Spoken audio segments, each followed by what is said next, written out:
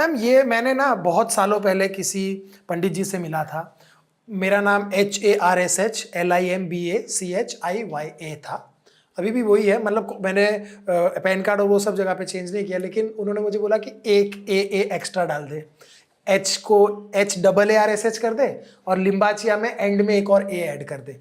ये चीज़ों से फर्क पड़ता है? देखिए, नाम का बहुत फर्क पड़ता है, बहुत ज़्यादा फर्क पड़ता है। जैसे मैं अभी आपको बता रही थी, बॉम्बे जब मुंबई हुआ तो आपके इंडस्ट्री का जो अभी पहले जो रुतबा था, पहले जो मुकाम था, वो धीरे धीरे करके डाउन हो रहा है। ठीक है, अब कौन है? अब साउथ बहुत ऊपर जा रहा है।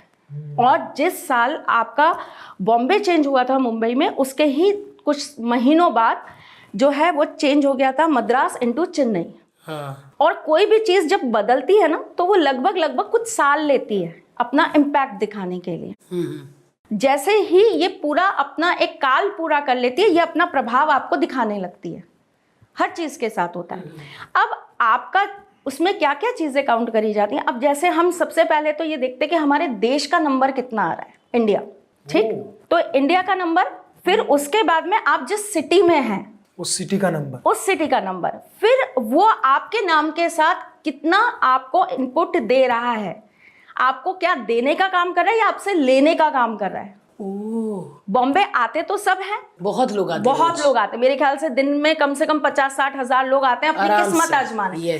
लेकिन अगर आप ये छोटी छोटी चीजें भी अगर टटोल के आए तो आपके लिए इजी हो जाए लाइफ, आपका स्ट्रगल इतना ना बढ़े, बहुत सारे बच्चे निराश होकर वापस ना जाएं, या बहुत सारे लोग जैसे आपने बोला लव रिलेशनशिप उसमें आके यहाँ फंस जाते हैं। करेक्ट, अपनी चीजों से भटक जाते हैं, उनकी अपनी एनर्जीज डाउन होने लग जाती हैं।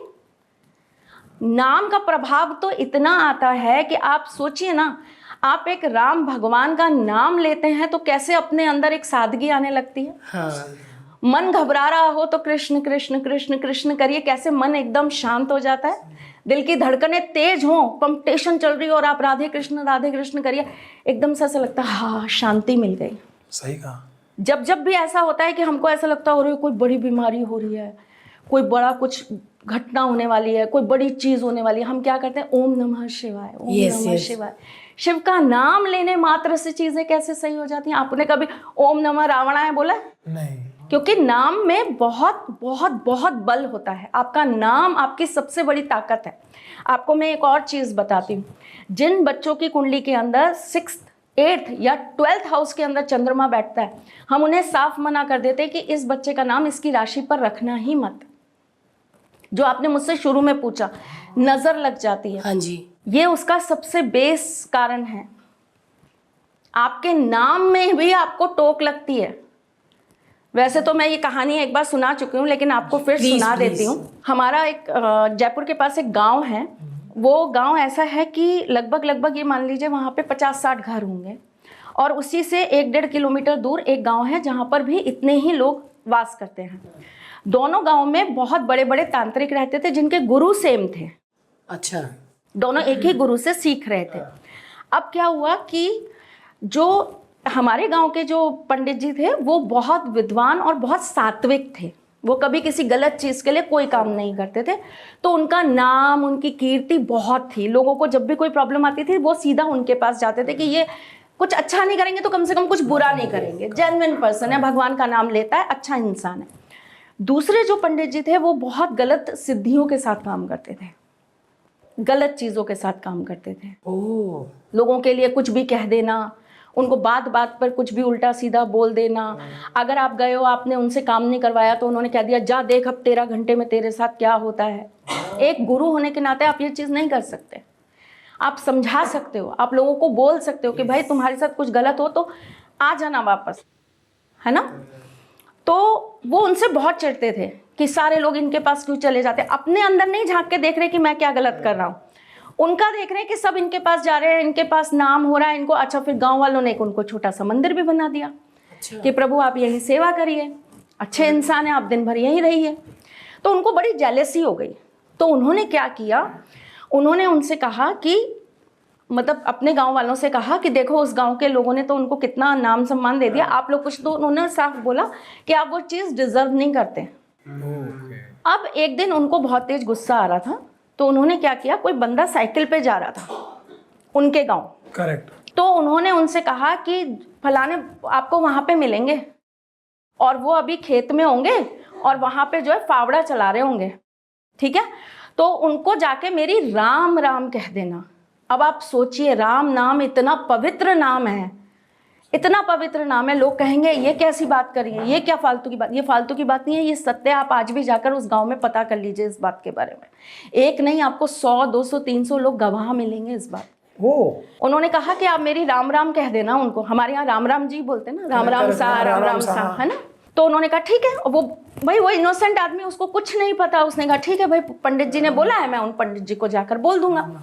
वो गए, लेकिन उन्हें पता था कि वो ऐसा कुछ कर रहा है। तो वो जैसे ही बंदा पहुंचा ना, उन्होंने कहा हाँ भाई, तो बोला राम राम, ऐसे उन्होंने बोला। तो उन्होंने कहा थारी राम राम तुम्हारे सिर माथे पे, मतलब तुम्हारी राम राम तो मेरे सिर पे, और जिसने तुम्हें मेरी राम राम भेजी है वो इस फावड़े पे। और 1 सेकंड के अंदर फावड़े के ऊपर जो लकड़ी होती है वो 2 पार्टों में कट। और ये सच है, ये बिल्कुल सच है। मैम क्यों आजकल लोग इन सारी बातों पे विश्वास थोड़ा कम करते हैं?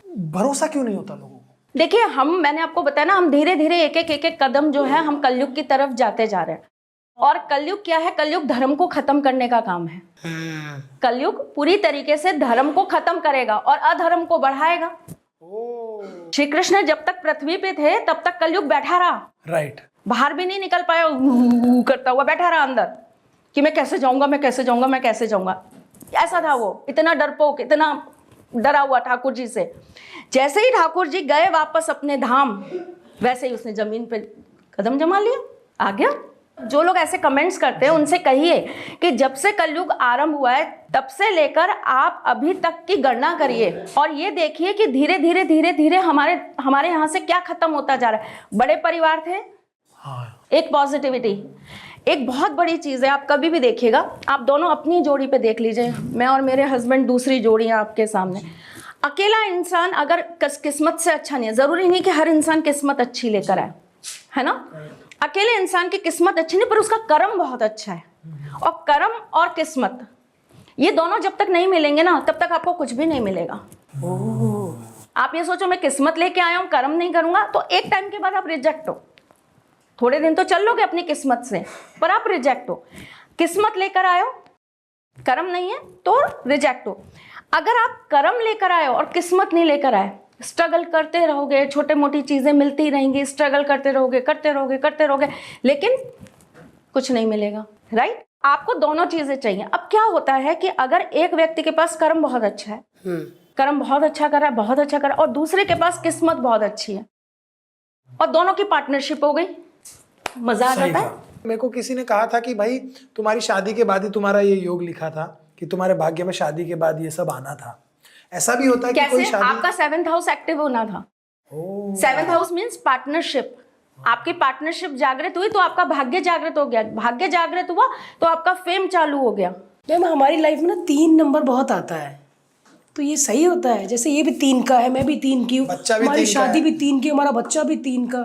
गुरु का नंबर, मैंने आपसे कहा ना आप गुरु प्रधान है। मैंने आपको पहले ही, आप जब बैठे तभी आपको बोल दिया कि आपका गुरु बहुत अच्छा है, और ये गुरु का नंबर है 3। और मैम 9 नंबर किस चीज का होता है? मंगल। मंगल का, फुल ऑफ एनर्जी, आग। अच्छा, इतना एनर्जेटिक होता है ना बंदा कि पूछिए मत। लेकिन प्रॉब्लम क्या होता है, वो अपनी एनर्जी को बैलेंस नहीं कर पाता, जो अभी मुंबई का हाल है। एनर्जी बैलेंस नहीं हो रही यहाँ की। हमारे पॉडकास्ट के क्लिप्स देखने के लिए इस चैनल को सब्सक्राइब करिए।